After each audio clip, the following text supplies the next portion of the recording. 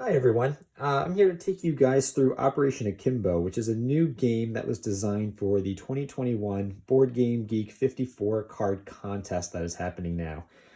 The game that it was designed to be similar to kind of like D-Day. It's a World War II themed game where you play the role of a general who needs to plan out the path for three different squads that's really setting the stage for D-Day. So you have to put cards down that create the entire path for these three squads all the way to their rendezvous point.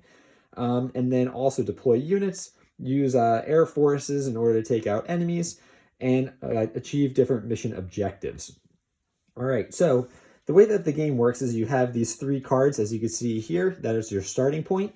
And then what you need to do is you need to lay path cards that go 10 consecutive cards all the way for each of these three. So you're going to lay 30 cards in total. So each of the cards has two sides. So one side is going to be a path card, and it'll have like a yellow line going across it. So when you lay these down, this is the path that the forces are going to take, starting from the beach all the way to their rendezvous point. And then other cards, or then on the back of each card, there's a couple different things that it can be. So you may have cards that look like this, which are units deployed. You may also have different objectives that are going to all have these symbols on them, and that's how many points you get. And then there's going to be cards for bombing runs, and I'll show you what each of these do. So what you do is, in order to set up the game, all you do is you take the 54 cards, you shuffle them up, you set the 3 cards to start, and then you put the rest into 2 roughly equal piles that you'll choose from. And these are your order decks. So for each turn, you basically are going to pick 1 card from either pile, only looking at the top of the card, so you can't pick it up and look at it prior to choosing. But once you pick out one of the cards, you say, I want to take this one.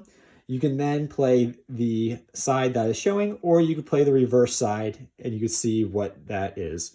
So very simply, if you're going to play a path card, all you do is you go and you lay it down on one of the 3, and then they continue to build out from there. So like that. You don't have to build all 3 in a row as you go across. You could build, put 4 paths for one and then 1 on the other. Just as long as before you run out of cards, you need to get 10 path cards laid for each of the 3 squads. Now you can see this card right here has some symbols on it, and these are different Axis enemies for World War II. So the little symbols, actually doesn't matter what the symbols are. Just know that they're all worth essentially 1 enemy point. Now to win the game, you need to have enough forces to overcome all the enemies that you're going to lay on this path as you go. And that's where these unit cards come in. So you're going to see that the unit cards are going to have a number of symbols between 1 and 3. So if you decide not to play the path and use it as a units to be deployed, you place it over here on the left side of the starting cards. And so you have 2 spots that you can use in order to, basically it's your standby list or spots for all your units. So you can put up to 2 for each of the 3 paths, and then you can't put a third unless you deploy out units. So to deploy, all you need to do is you take the units that are on standby, and as long as the total of the points is greater than the number of enemies that are on a card, you can then take these, place it on top of that, and that's considered basically taken over by your forces. And so as you lay cards with different enemies going across, you just need to have enough units to take out each of the different enemies along your path until the very end, where you need to have all enemies cleared in order to win the game. Now, some cards you're going to see have these little star symbols on them, and these are different mission objectives. So in order to win the game, not only do you need to get all your forces to the end, but you also need to gain 15 different objectives. So like this one is a bridge. So if you take the bridge and take all 4 units, you get 3 victory points there. So you'll lay these on the path as well. Some of them have a little nuance where they've got this anti-bombing run, which I'll show you what that is in a minute. And then,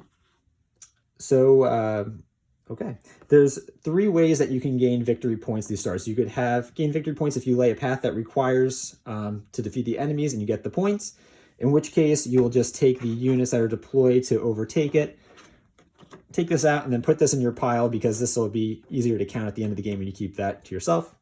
The other option is if you take a card off of the pile where it's an option, you can just take that right away, put that right into your hand, and you get that counted. The other option is with bombing runs. So a bombing run, what's going to happen is if you have 3 different path cards all laid out like this. You need to have all 3 laid in a column, and you pull a bombing run card. You can then place this card above the path, and they will take out all the enemies that are in that column equal to or less than the number of planes that are on each one. So because this card has 3 planes, it would take out these 3 enemies, and it would take out these 2 enemies. If we had the card where it has 4 enemies going across, then that would, you would not, it would not take out that full card, just it would be, you would reduce the amount of enemies you need to take out by that amount. So when you do a bombing run, if you take out a card where there is the number of symbols equal to or less than, what you do is you then flip that card over and you get whatever that is. If the back of that card happened to be a objective card, that also counts towards your total. So you get either cards you take from the pile, if you overcome them through force, or if you take them with a bombing run and you flip them over, you get that point. If there's no enemies on the card, you do not flip it over. Generally, what you'll see is that if it's an easier path to take over, it's worth more in another facet. So this one's worth 3 units that you could use. So you do not flip those cards over if there's no enemies on it, but just if there is. And then if there's 4 enemies on a card, like this one, or this one where it has the no bombing run, you can't use the bombing run in this column if this is laid down, then yes, okay. So then you, so obviously you can't use the bombing run here, so you won't flip it over. But if it didn't have the no bombing run symbol, and you had 3 and it required 4, you still need to then apply a force on top of it, and you would not flip that card over. So only if it completely clears the card. Okay, and then I believe that's basically the main concept here. Oh, and then the last thing is with the bombing run card is that you cannot obviously do a bombing run over where forces have already been deployed. So you can only do it further out. So as you lay cards down in your different paths, they continue to build out this way. Whatever the furthest is that a unit has been deployed, you can't bomb anything beyond that. So it only needs to be forward-looking paths that have enemies on it. So what you want to do is you want to try to aim it so you've got a large number of enemies all in the same column, so that way you could take them all out with the larger bombing run cards. So again, in order to win, all you need to do is you need to lay out 10 going across for all 3 paths, and then deploy enough units over in order to overtake them with the assistance of the bombing run cards, and then end up with 15 liberation or mission objectives captured between the different 3 ways in order to win. So that is basically how you would play. I'm going to do another video that just does a playthrough of this, but hopefully that helps, and I look forward to any questions or feedback that you guys put on the work in progress thread. Thank you guys. Talk to you soon.